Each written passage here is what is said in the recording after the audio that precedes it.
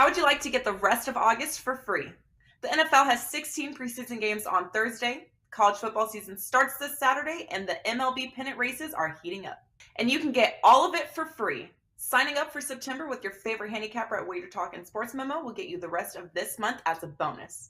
This is clearly an early bird gets you the worm scenario, as the earlier you sign up, the more free days you'll receive. Every play from every sport that your go-to handicapper releases will be yours until September 30th. That's at least 5 full weeks of action and perhaps more, all for only $2.99. Each handicapper has this special loaded on their homepage, so head there now.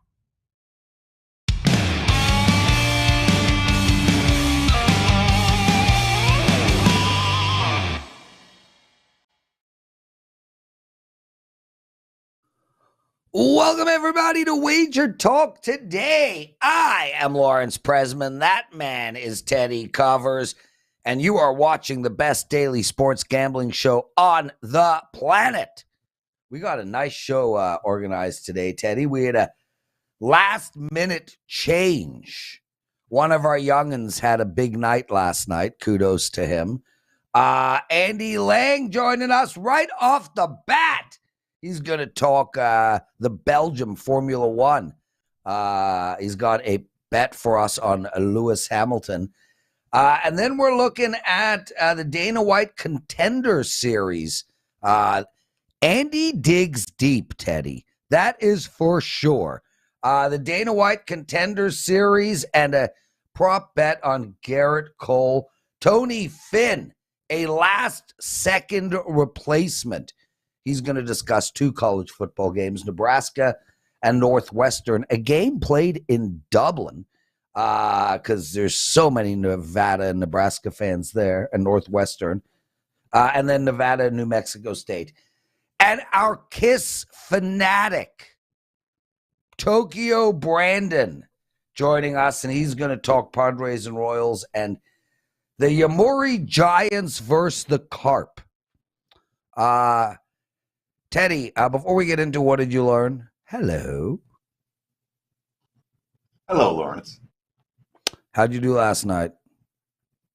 We split out yesterday. We won the bigger of the 2 plays. We'll take it, and we're going to talk about how we won the bigger of the 2 plays in just a moment.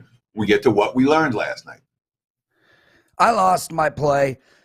You know, a couple of weeks ago, somebody asked, is it better to lose early or late? Well, I can tell you firsthand it's better to lose early. I was on the Oakland Athletics plus 1.5. After the second inning, I didn't look at the score again. I looked at it this morning. You can turn it off. Yep. I'm with you. It happens. Yeah, it happens. Look, I'm still rocking and rolling in baseball. Nevertheless, I got a 3-pack up for my clients tonight. Shout out to Jessica. Jessica, I see you. You've said hello 2 days in a row. It warms the heart. Teddy, what did you learn in the wonderful world of sports betting? So the winner that I had in MLB last night came on the Baltimore Orioles, which, if you didn't watch the game or see the recap, is a game worth talking about. All right. Oilers are down 3-2 in the bottom of the ninth. 2 outs, nobody on. You have the rookie Kyle Stowers at the plate. He has a 130 career average, 1 extra base hit. He called up for 2 games in June, and this is his 5th game here in August. He's got an 0-2 count versus Liam Hendricks, whose last blown save came in May, 18 straight save conversions. And Stowers hits a pop-up down the line in left. And the White Sox do what they do. Adam Engel came in the game as a defensive replacement, took his eye off the ball at the last second, and as has plagued the White Sox all season, the fielding miscue, charged with the 3rd error of the night. No big deal, 0-2. You're going to strike him out, right? No. Bang, home run to tie the ball game. Game goes to extras, but the White Sox are done. I mean, they really were done. You want to see lifeless at-bats. Look at the White Sox in the 10th and 11th of that game. They never advanced a runner off second, and Baltimore ended up walking it off.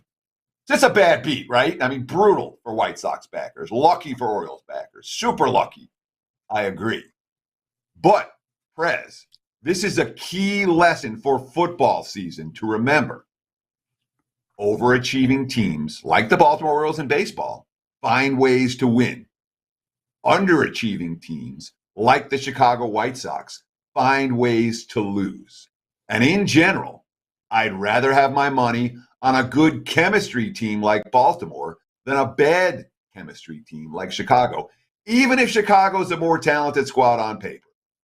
And that's one area where the Joes are better than the pros.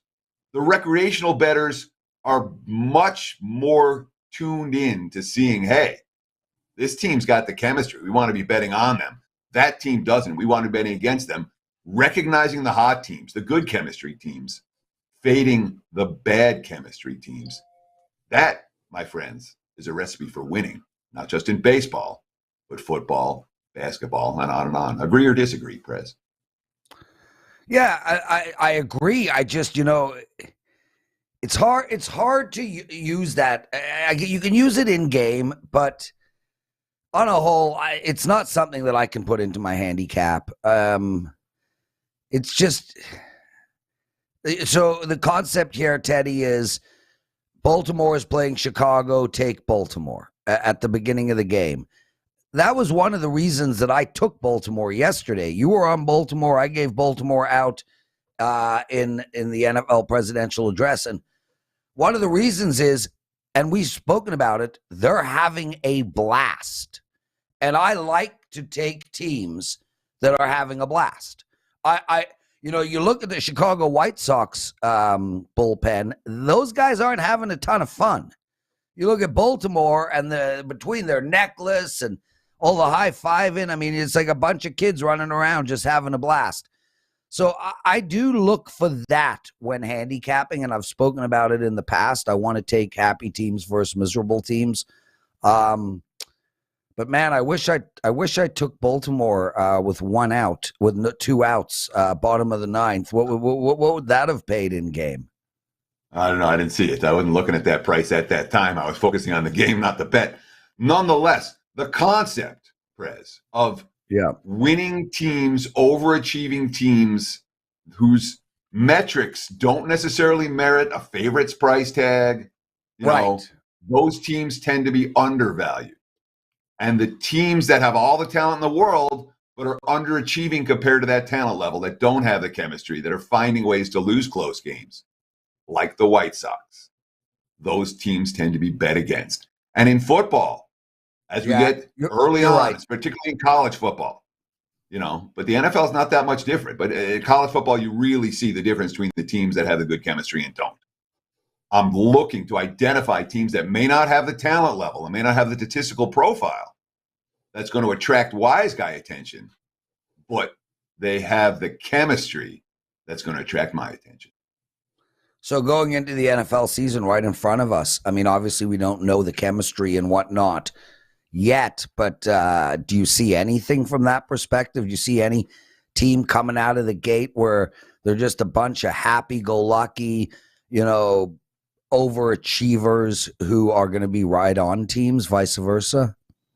It's an excellent question. I really didn't think about it before we came on air, and in order to answer that properly, I'd really want to look at the 32 teams and say, yeah, this one, that one. There's not a team that's popping off to the top of my head. I'm sure there's more than one if I think about it. Tune into Opening Line Report on Monday, and I'll be sure to have that for you. Yeah, great. So, but I'll tell you one right off the bat, dude. I think the Chargers are that young team led by a great quarterback, led by a young coach who's willing to gamble. You watch that bench this football season. I think the Chargers are going to be that team. I just don't know how undervalued they're going to be, given that everybody seems to think they're a really good team this year. Yeah, I would much rather find a team like the Texans that has the right chemistry, because then they'll like the Lions did last year, where the Lions covered point spreads all year, even though they weren't a very good team. That's the type of squad I'm looking for, where the chemistry is there, even if the talent is not. Can't wait to see Matt Patricia's offense this year. How did this guy get a gig as an offensive coordinator? Andy Lang joining us. Andy, anything quick to add about what we've been talking about so far? Maybe talk about Teddy's cat a little, if you like. No, Teddy has some of the most amazing pets, and his dog Blackjack is just an iconic dog. I love Blackjack. I like Blackjack the dog more than I like Blackjack the game. Let's put it that way. No, you guys did a great job of covering the subject. I don't think I could add any more to that discussion. Nice job. Okay, so Andy, let's get into our first game. First bet, Lewis Hamilton. Podium finish is what you're saying. Mercedes, look, they're not going to win the Constructors' Cup, but they did have a really nice performance in their last race, coming second and third. Lewis Hamilton is going to need an absolute miracle, i.e. Max getting injured or something, to have a sniff at his 9th World Championship. But at least we know this Mercedes team is coming around. So you think it's going to be a podium finish? Tell us why. What are the odds? Well, the odds are going to be all over the place because they've just announced a lot of guys are going to change some gearbox and engines, and 2 of those guys, Prez, are Leclerc and Verstappen. They're going to be starting in the back of the field. So we get a really nice boost here. They just finished practice 2. It rained in both practices, so it's kind of a mess out there. Listen, Mercedes, they're doing what they do best, which is not make mistakes, and they're letting the guys around them mess up. And Prez, you know as well as anybody, Ferrari has shot themselves in the foot so many times, and there's Lewis Hamilton and Mercedes to take advantage. It's resulted in Hamilton with 5 straight podium finishes. He's even had a couple runners up. And I don't trust this Ferrari team. They make bad decisions. They mess up their pit strategy. I don't trust Red Bull. We've seen reliability issues. We've seen Sergio Perez make some really boneheaded errors. And there's George Russell and Lewis Hamilton in Mercedes to take advantage. And sometimes the best way to win is to not beat yourself and let the others around you mess up. We've just come off the summer break, so teams have made some adjustments. One of the adjustments they've made is they fixed this porpoising issue where the car is bouncing up and down on the straightaways, and Mercedes thinks that they're going to have an advantage with that. So now I get Leclerc and Verstappen, who have to start in the back. Hamilton, as long as he qualifies well, is going to be starting up front. He should be starting second or third, so he's not going to have to pass many people to get up there. He may not have to pass anybody. He may just have to hold serve there. I love him to finish on the podium. So I would expect him to be up at the front. I don't think he's going to get the win. I don't think Mercedes is quite there yet, but they're certainly competitive. They're not making mistakes. Their strategy is dead on. Mm-hmm. Give me Hamilton on the podium finish. The new odds will probably be coming out within the next 10 minutes because second practice just got done. Really like Hamilton here. So you like Hamilton to finish on the podium, top 3 in Formula One. Let's talk about the Dana White Contender Series. This coming Tuesday, we have Matej Rebecki and Maria Silva, 2 favorites. You want to put them together. Talk to me why. Yeah, this is a little bit of an obscure thing. This is for kind of diehard UFC fans, but you know, you can put the bet in and not watch it. And I went into Dana White Contender Series this season saying I thought there was value there and I thought I could do good. I'm 4-1. The one loss was because a guy dislocated his shoulder when he was grappling. It wasn't even like a crazy knockout. And I think we got some value this week, so I'm going to parlay 2 guys together. Matej Rebecki is a beast. He's UFC ready right now. I can't believe he's not in the UFC already. And they're giving him kind of a little bit of a layup matchup here. Rebecki is very active. He's great at grappling, and he's going to fight a guy who, Teddy, you could take down and out grapple. This guy has no I'm taking the under. Defense. This guy has no takedown defense whatsoever. He's a knockout guy, but he's been knocking out cans. He's been knocking out guys that just do not have UFC caliber, and he takes forever to set up a knockout. I mean, he'll go 30 seconds without throwing a shot. It's not going to work against Rebecki. Rebecki's going to push him up against the cage, get him down. My guess is he finishes him by ground and pound, but I really like Rebecki. He's going to get a contract. We're going to be seeing him in the UFC real soon. Another one we're going to see is female Maria Silva. Teddy, she's actually won on the Contender Series once before, but she didn't get a contract. They're inviting her back, and they're giving her a fighter she should win. It kind of sets up nicely for her to get a contract. She's fighting Victoria Dudakova, who's a Russian fighter. She's tall, she likes to grapple, and she likes to take down. The problem is the level of competition has been completely a joke. One of the fights, when doing research, it seriously looks like someone set up a ring in a backyard. So she's going to try and take Maria Silva down. It's not going to go well. If she does get her down, Silva's a great jiu-jitsu artist on the back. She can get submissions, but Silva's huge edge in striking, and quite frankly, she's better on the ground. These two people, Dana White wants and needs in UFC. It sets up great. So we're going to parlay Matez Rebecki and Maria Silva to both win. That's Tuesday night on the Dana White Contender Series. Awesome stuff. Andy Lang, everyone. And Andy, we loved hanging out with you in Las Vegas. Andy and I are both allergic to cats. We're also more allergic to Teddy's cat specifically. Andy did not do well.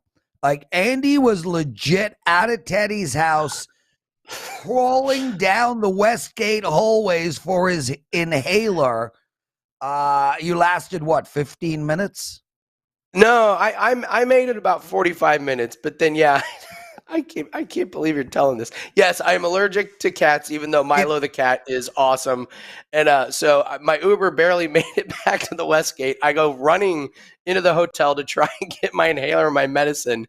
And as soon as I step in the hotel, I hear somebody go, Andy! And I turn around and they're like, we got to get a picture. It was people that were there for the meet and greet. You got tears streaming out your eyes.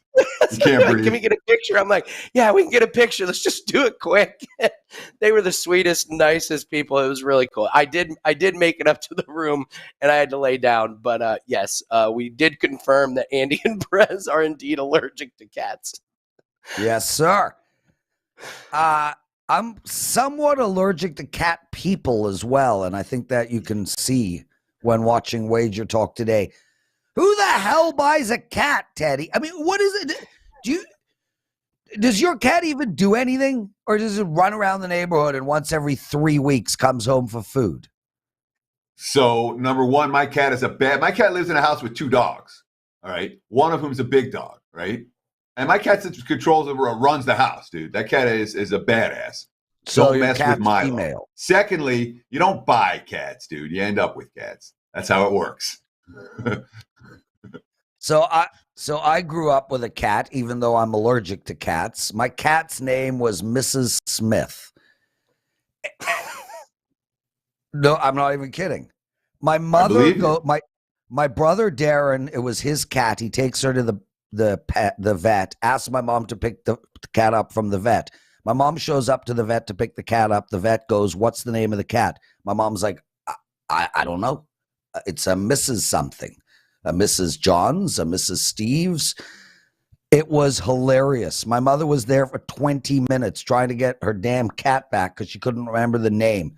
Anyway, Garrett Cole, he's playing tonight against Oakland. 6.5 is the total. Not that we're going to be discussing that, but anytime I see a 6.5, I want to go up. Anyway, Andy, what are we doing in this one? Well, we're going to take a look at Garrett Cole under 20.5 outs. This number is way too big. So this is a play that we included with part of our MLB pack today. It's up on WagerTalk.com. We got another one attached to it. Listen, Garrett Cole, he's gone under this total in 5 out of 6 games. In those games that he went under, he pitched 6 innings exactly. So it landed him on 18 outs. So it seems like they kind of have a plan for him to go 6 innings and then take him out. I use this strategy with the great Matt Josephs. He pointed this out. When you're looking at pitchers' outs totals, take a look at the bullpen usage from the day before. If they use a lot of bullpen arms, they're going to leave their starter in, so you can look at overs. If they don't use a lot of bullpen arms, you can look at the under. So as we know, the Yankees blasted the Athletics. Taillon pitched strong. They only used 2 bullpen arms yesterday. They have plenty of arms to come in and relieve Garrett Cole. If the Yankees get up again, I'm not really sure why the Yankees would want to put a lot of wear and tear on Garrett Cole at this point in the season when we're coming up on the playoffs. So I look for Garrett Cole to have a strong outing, but I look for him to come out after 6 strong innings like they've been doing. They bring in the bullpen, and we cash this under. So give me Garrett Cole under 20.5 outs. He's all yours. Andy Lang, everyone. And Andy, I have a bit of a surprise for you. Breaking news. The Westgate just put up a bet, and I want to take it apart, man. Of anybody who can sort of see bets from outside the box, it's you. Dan put up the bet. So there's a picture of Tokyo Brandon. And the Westgate put up, did Tokyo Brandon get action with this hair in high school? No to the -120. yes to the plus 175. Now, I have my opinion, and I've done a deep, deep dive into this, Andy. And before I get into why I think the bet is no to the minus 120, I would like your opinion. Well, sharp action coming in quickly on the yes, because this hairstyle worked back in the day. Also, look at his shirt. That's a very fashionable shirt. It matches up well with the hair. You got to go back in time to realize that this look was in. Obviously, Tokyo Brandon's not using the look now. He's evolved. But because he's evolved, that says to me he was keeping up with the times. So I'm going to grab the plus 175 before the sharps get involved and it gets down to about plus 150. Give me the yes at plus 175. So whoever's booking this put up some really bad numbers. Because number one, the yes should clearly be the favorite. But number two, you can bet both sides and make a profit. Who's putting up these numbers? Maybe minus 220 on the nose? It's like put up a number that actually makes sense. Don't just put up some random numbers. You know, like, I'll bet both sides of that. I got a 55-cent straddle. Come on, guys. Daniel, did you get the lines wrong from the Westgate? Anyway, listen, somebody says that it looks like Val Kilmer. Yeah, certainly does. Andy, I think your analysis was spot on. I mean, initially I was going with the no because, and put that picture back up, please. I felt that there was so much work involved in that hairdo that I just didn't think that there was any time left to get action. You know, to me, I mean, the wind would move a strand and then Brandon would be back in the washroom redoing it constantly. But with all that said, it is quite the freaking look, man. I mean, Teddy, that's like a mullet that is, you know, with a lifted mullet. It's beautiful. Else, man. It's beautiful. It's so good. I gotta say, all right.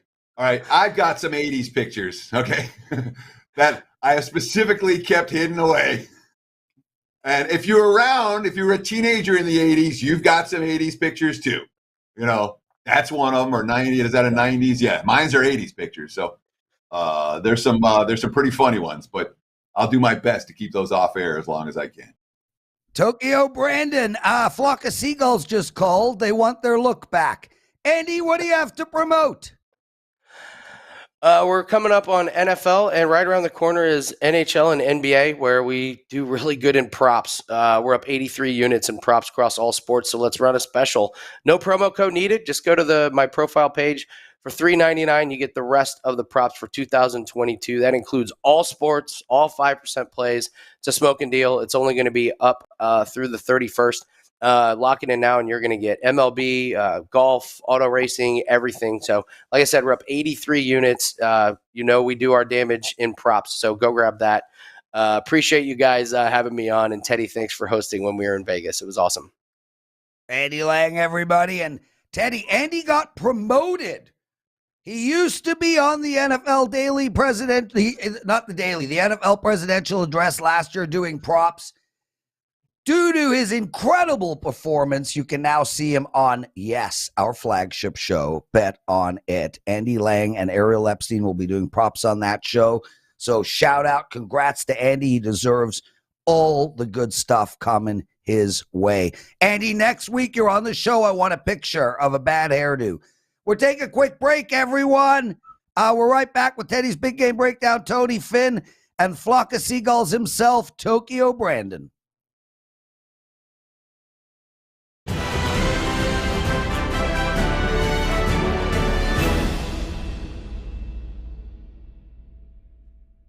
How would you like to get the rest of August for free? The NFL has 16 preseason games on Thursday. College football season starts this Saturday, and the MLB pennant races are heating up.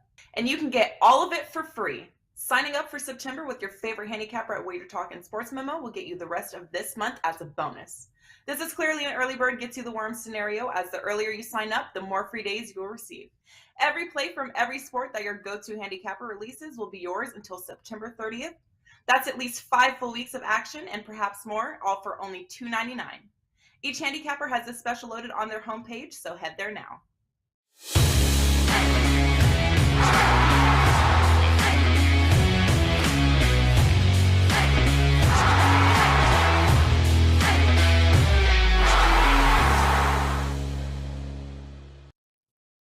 It is time for today's big game breakdown. Let's talk a little MLB for Friday night and take a look at a team that I want to continue fading. That would be the Chicago White Sox. We've seen a little bit of Arizona D-backs money this morning. It was 180 overnight. Now we're looking at the White Sox. Let's call it minus 170. The total sitting at 8.5 in this ballgame. Looking at that WagerTalk live odds screen. And look, the White Sox have spent all season losing games last night. That was a really disheartening loss. I talked about it at the top of the show on WagerTalk Today this morning. Poor at-bats in the 10th, poor at-bats in the 11th to close out the game. Then the flight home, been out of town for a week. No rest for the weary. They play again today. The D-backs rested yesterday. And look, Johnny Cueto's been great. His last two starts, 8 innings pitched, 8.2 innings pitched, 2 Chicago W's, 1 earned run allowed combined. But last time out, he threw 113 pitches. That's his third time over 104 starts this month. I know Cueto's a machine, but the bullpen behind him isn't. And I'm not convinced it's going to be his best start, not off that last outing. And, of course, in a closer situation, Liam Hendricks blew the game last night. Not convinced he's going to be available tonight, or if he is, he's going to be effective tonight. Tommy Henry's a nasty young lefty. You know, he's almost won 2 of his last 3 starts, allowed only 1 run twice in that games. And Arizona's 1 game over 500 since the All-Star break. They're playing decent ball. But it gets better than that. They got swept in Atlanta, and they got swept in St. Louis, 2 hot playoff teams. They're 7 games above 500 since the All-Star break when not stepping way up in class. This is not a way step up in class. You can hedge with some under if you want, some first 5 under if you want in case Cueto throws a gem. But I think the best bet here is the D-backs at the plus price, in my opinion. That's the way I'll look at Arizona to knock off the slumping White Sox. Chicago loses again. There's your big game breakdown. Back to you, Mr. Prez. Teddy covers. Teddy, meet and greet. We're going to talk real quick about something that went down. Look, we had people there that came to see us. Some people wanted pictures with me, with Andy, with you. I think I signed my name on something, like an actual autograph. However, only one person had groupies there, like legitimate groupies. There were 2 women who came to the meet and greet for one reason only, and that was to meet Tony Finn. Now, we were shocked. I mean, we were like, what? You want to meet Tony? Like, one of them brought her husband. So her husband chaperoned her to meet the great Tony Finn. Tony, as a man as old as you, that's got to make you feel good, right? Is all the comments that came along with the groupies, like, Tony Finn, ha, ha, ha, especially Tony Finn, or a guy as old should make you feel not near as much as I enjoyed the comments. Thanks so much, guys. No, I listen, this happens to me every day. I can't hardly leave the house.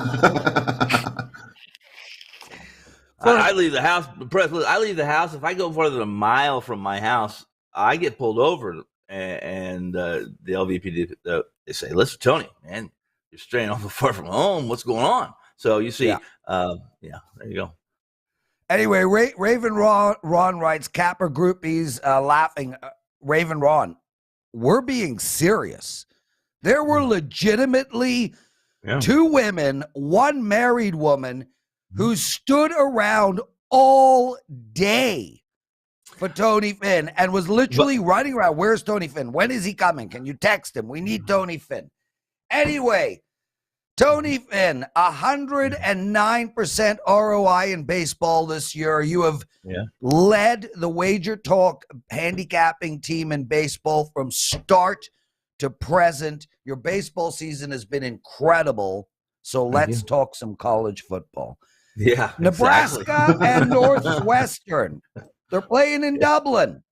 Irish you like John the might dog be or there. the favorite? Oh, in this situation, there's lots of reasons, at least in my orbit, to like the dog here, be it trust factors and reliability and confidence and cohesion. When Mark Whipple, new offensive coordinator with Scott Frost, new quarterback, the transfer portal. Defense is a little bit overrated. Nebraska finished 36 guys, 36 I think in FBS in scoring defense. So that can be deceiving. Scoring defense. 14. Listen, this thing reached 14 points for about I think 15 minutes yesterday, and then it came back down. It's about a 12. I'd love to have the 14. I'll take the 12. I trust the coaching staff for Northwestern. As a dog, they've done a terrific job as a dog, and I think if you don't believe me, you can call Fitzpatrick. He'll tell you the same thing. So, Tony, we're seeing money come as we speak right now. Yes, money's coming for the over, and money is coming for the underdog. And in my mind, they're opposites. Yes, they're contrary. I think the Northwestern has a much better chance of covering this game if it's a dirty, low-scoring game. That's what they want to play. This is not an explosive offense.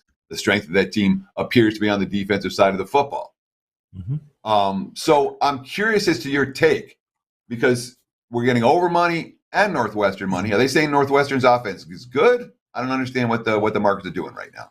Well, I think what they're saying. I think the lines. Disagree or agree, comment, tell me I'm crazy. I think part of this opening line, okay. I'll laugh a little differently next time then. I think the line had something to do with last year's score when the two 56-7 was Nebraska routed Northwestern. But Northwestern was a different animal last year. I mean, this is a team that was really good. Not really good, but good enough. 2018, 2020. Last year, they had some growing pains, but they return the quarterback, and I expect them to be better. And Teddy, I'm glad you brought that up because I didn't have time. Kind of abrupt push, the curtain opened, and here I am. But I don't know what the number was in this game last year, but I have a feeling that it was less than the 14. Just my guess. I'm just thinking maybe it's more because the game was in Lincoln. But what I'm saying is, Northwestern is better this year than they were last year. Okay, I can't say the same thing for Nebraska. I think there's some Frost. Frost has shown us. Correct me if I'm wrong. That he has problems calling plays where his kids can hang on to the football and they can perform under pressure. They've lost a lot of close games. They turn the ball over like it's a virus. And again, we're going to go to Dublin, and I trust Northwestern, but I think you're at a very valid point, and that is it's contrary. You would think Northwestern's going to have to be lots better on offense to keep this thing close. I think they're going to be better on offense. I just think that the situation sets up for Northwestern and the 2 touchdowns almost. So real quick, Tony, I did look up the spread from the Nebraska Northwestern game last year. In Lincoln, closed 11.5. There you go. Exactly where the spread is right now in Dublin. Yeah, so we'll figure that out too, right? Tony Finn. Tony, first, thank you for joining us today. You had 12 minutes notice. So we put that together pretty fast. You did your research. Let's talk the Nevada-New Mexico State game. I know you like the total here. Which way are you going? I'm going south of the number right now, 50.5. Nevada's basically starting over. A little bit of a surprise when they had to bring in Wilson because Norvell, surprising, kind of left. I don't think it's a big surprise. I think Colorado State's a pretty good gig. It may be even a little better gig than the Nevada gig, just in my opinion. But Teddy would probably have a lot more to say on that than I do, since he's been living here for about 50 years. But the Wolfpack offense is going to be Carson Strong gone, Romeo Doubt's gone. This is a team is basically starting over. However, New Mexico State's not very good. They're just not very good. And while they may be a little bit better than last year, and I thought they had the 15-minute bonus last year, this is a game that screams conservative. Let's get a feel for things. Going to halftime close. And if we feel like we can open it up in the second half. I like under 50.5, guys. Awesome stuff, Tony. You are the best, guys. Tony's baseball. I'm not kidding you. He has not had a slump all year. He is over 109% return on investment since day one of this baseball season.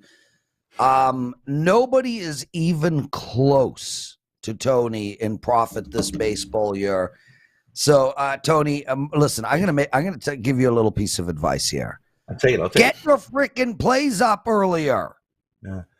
Yeah, that's why he's winning. Somebody, yeah, exactly. I was know. gonna say this time of year, guys, in my reports that I'm doing when I'm grouping some, it's pretty important. Some of the alternate lines I'm playing, it's pretty important. I know who's at the bottom of the order. It's just really important to me, and I apologize to all those who've been patient with me. No, look, I agree.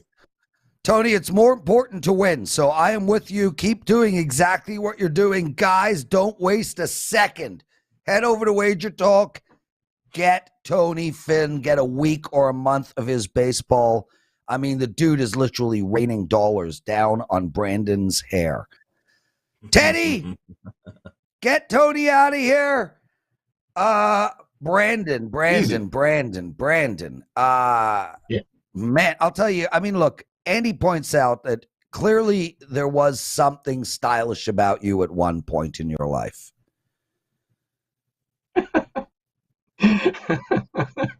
I'm 52 now, so yeah. Hey, I'm 53 and I'm still stylish. You know what? I mean, when you're a Kiss fan, you got to go style. That's how it goes. When you're trying to be Ace Frehley, you got to look cool. You got to look cool. The best part of that picture, just keep it up, is the pose. Like you've got a slight lean to your left side. Yeah. The arms. And the chicks. Oh my God. That picture is classic. And you got another one that we can't put up on the screen, but you're going to show. Teddy, check out this bow tie. We can't show it? Why not? You didn't send it to Dan fast enough, man. I mean, did. There's only so much we can do here. Plus, it has a All glare. Look at this bow tie. Look at the. It does have a glare. Oh my God! Sure. That's prom night. So, yeah, exactly. Yeah. So I didn't. First of all, Teddy, thank you so much for being so gracious. It was wonderful meeting you and your family and your dogs and cats. And Prez, it was fun playing craps with you and your wonderful lady. Even though I didn't play, I just stood there while you were pulling me over saying, do you know what number this is? Do you know what number this is? So I was trying to explain craps to you, schmo. I know, and I still have no idea how to play it. But the girl who was there for Tony Finn, she was hot, and she was married. I think that guy wanted. She was. I think her husband wanted a threesome or something. Something was going on there, but she was just going crazy. Is Tony here? Is Tony here? And I'm like, you're looking for Tony? Dude, it was the strangest thing. I mean, I say that with no disrespect, probably a fair amount of disrespect. So they're watching right now, probably. Okay. Yeah. Both the husband and the wife. We love you. And I apologize for everything that these guys are saying in advance. She's gorgeous. She was gorgeous. But I mean, I'll say that. Hey, listen, she was very pretty. Yes, Tokyo Brandon looks like Val Kilmer. We went through that already, but you're right. He really does. Tokyo, let's go. Padres Royals. What bet do you have for us on this game? I don't look like Val Kilmer anymore, probably, but we got Musgrove here. I got Musgrove. He's got a 101 whip on the season. He's playing perhaps the worst team in baseball. He's coming off a terrible start, and the Padres are sliding and need a win to get a wild card spot. So, I look at the bullpen. I have the Padres ranked 9. I have the Royals ranked 30. I look at the last 30 days form. I have the Padres 7. I have the Royals 29. Versus left-handers, I have the Padres 9. Versus right-handers, I have the Royals 25. I mean, every category I have says Padres. So I'm taking the Padres minus 1.5. When I looked at the money line, it was minus 190. I thought that was a bargain. So if you're not, if money lines like that do not make you vomit, then you could take the money line. But I'll take the minus 1.5. Play that happily because they're on the road and they get 9 innings of at bats. So I'm on the Padres minus 1.5. So you said something that really stood out to me, Brandon. You said that you had the Padres ranked 7th in the last month, was it? Yes. Number 7 in the last month? Form. So they're 8-12 since the trade deadline. They're a sub 500 team since the middle of May. How on earth do you have them? All I'm doing is betting against the Padres and making money. You know, they're probably my favorite team in baseball because all you do, you bet against the Padres, you make money. You bet against the Padres, you make money. How do you have them 7th? They're a sub 500 team during this span. I agree that they're underperforming, but their intangibles and their measurements from the lineup, they're hitting number 7 in the MLB right now, despite the losses. I think most of their losses, there's a lot going on here. They don't have any momentum. They can't get things going. But hey, a matchup against the Royals is the perfect remedy to get things rolling again. But I do have them ranked going pretty well in the last 30 days. That's last 30 days though. Take them. Nothing like playing the Royals to get back on track.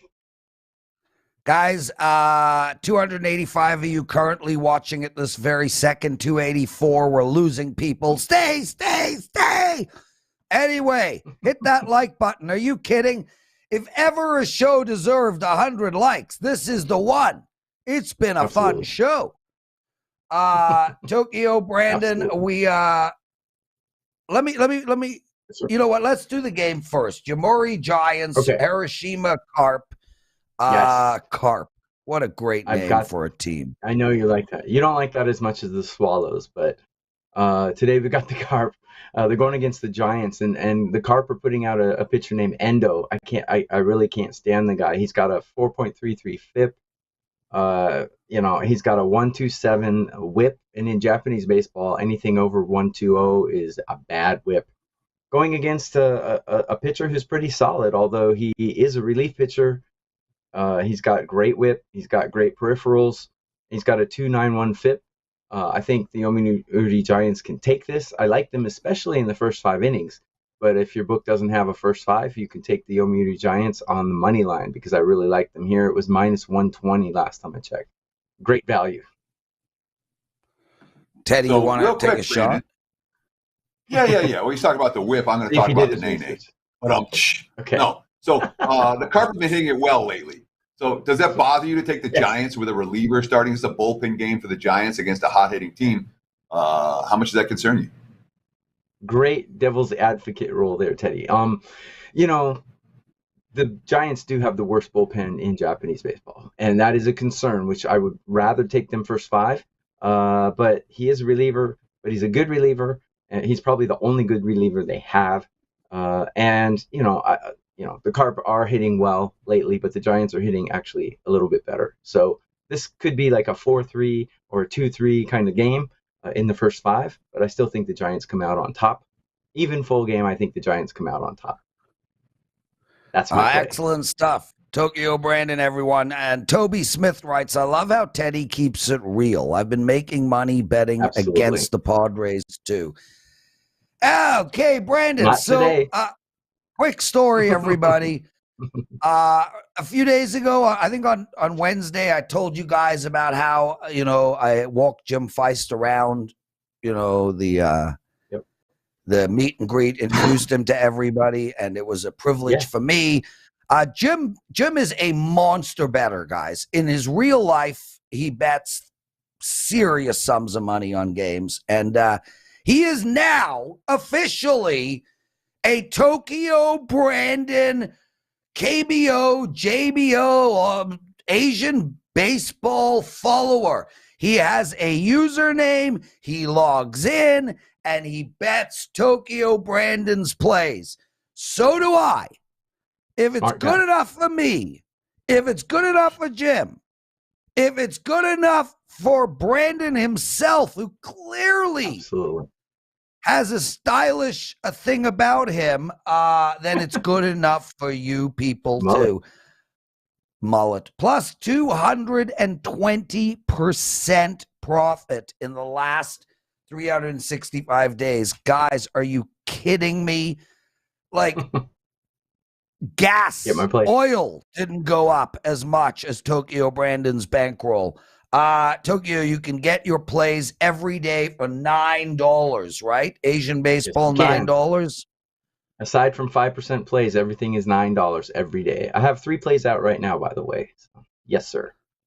Excellent stuff. Yes, sir. Brandon, Yes, sir. I'm going to be redoing the entire Wager Talk schedule moving forward because football is starting. You will be joining us once every couple of weeks. I'm excited. Sure. We will continue this, bring more amazing hair pictures. Now, get the hell out of here. Dan, we got us 100 likes. Let's go, bro.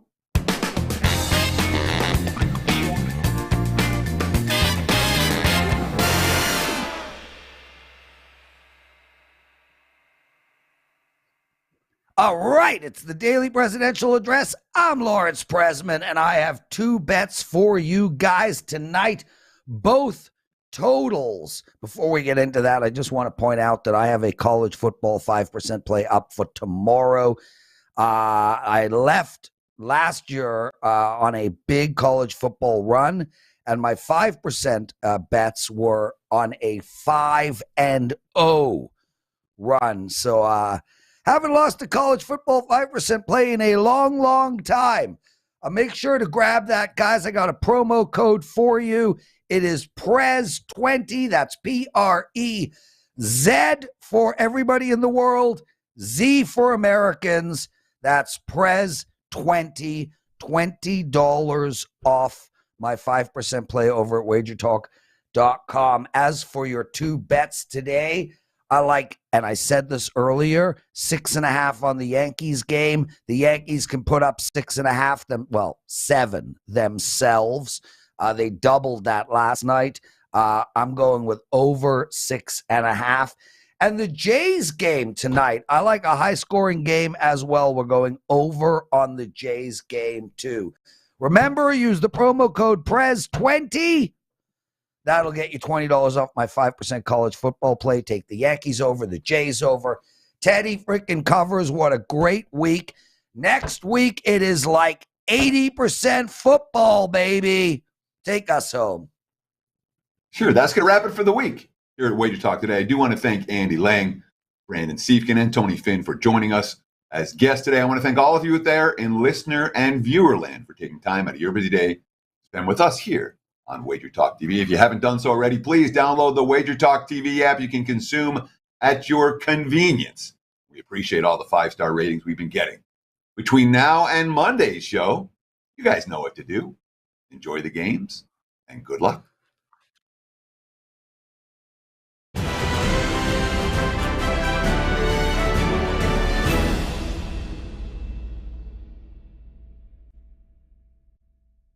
How would you like to get the rest of August for free? The NFL has 16 preseason games on Thursday. College football season starts this Saturday, and the MLB pennant races are heating up. And you can get all of it for free. Signing up for September with your favorite handicapper at Wager Talk and Sports Memo will get you the rest of this month as a bonus. This is clearly an early bird gets you the worm scenario, as the earlier you sign up, the more free days you'll receive. Every play from every sport that your go-to handicapper releases will be yours until September 30th. That's at least 5 full weeks of action and perhaps more, all for only $2.99. Each handicapper has this special loaded on their homepage, so head there now.